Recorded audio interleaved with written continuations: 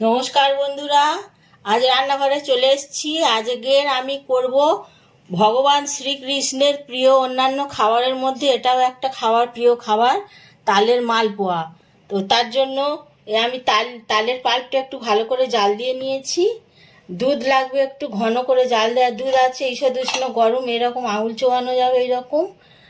আর ময়দা আছে 2 বাটি, একই সমান মাপের বাটিতে আমি 2 বাটি ময়দা নিয়েছি, 1 বাটি সুজি আর 1 বাটি চিনি। তো প্রথমে আমি এই ময়দাগুলো 2 বাটি ময়দা, 1 বাটি সুজি আর 1 বাটি চিনি আর একটু পরিমাণ মতো নুন দিয়ে ভালো করে, আর এর সঙ্গে দিয়ে দেব তালের পাল্প বা তালের নোদ। এটা আমি আগে জাল দিয়ে ঠান্ডা করে নিয়েছি।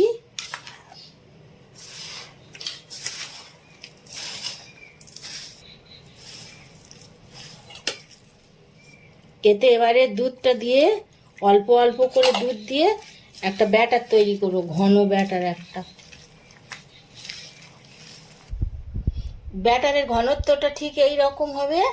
অনেকটাই দুধ লেগেছে আমার, এই রকম বাটির ভর্তি করে 2 বাটি দুধ লেগেছে। তো এটাকে আমি এবারে 10 মিনিটের জন্য ঢাকা দিয়ে রেখে দেবো, সুজিটা ফুলে সেট হয়ে যাবে, তারপরে আমি ভাজবো। তো 10 মিনিট পরে আমি ঢাকনা খুলে দেখছি ব্যাটারটা সেট হয়ে গেছে, এই রকম হয়েছে। একটু নাড়িয়ে নিয়ে এবার আমি ভাজবো। এর থেকে বেশি পাতলা করলে হবে না, ঠিক এই রকমই হলে ভালো ফুলবে। তো ভাজার জন্য আমি কড়াইতে তেল দিয়ে দিয়েছি, তেলটা গরম হয়ে গেছে। এবারে হাতায় করে একটু একটু ব্যাটার নিয়ে আমি এর উপরে দিয়ে দেবো বড়ার আকারে।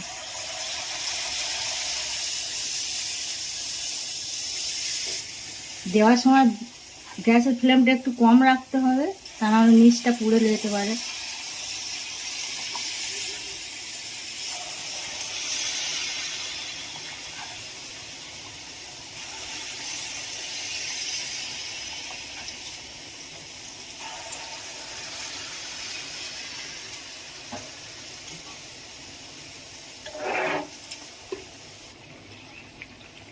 প্রথম ব্যাচের এইগুলো হয়ে গেছে মালপোয়াগুলো, এগুলো আমি তুলে নিচ্ছি।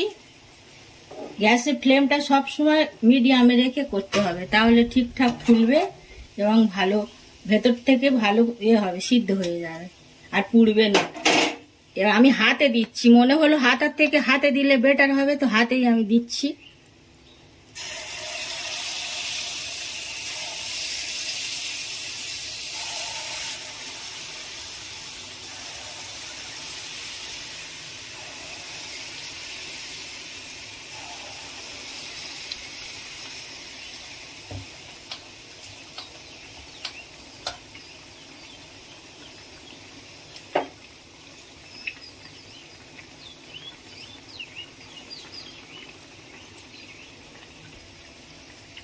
এই মালপোয়াগুলো হয়ে গেছে, এগুলো আমি তুলে নিচ্ছি।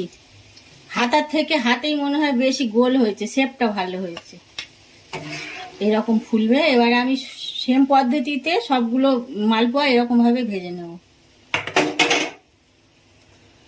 এরকম হাতেই ছাড়ছি।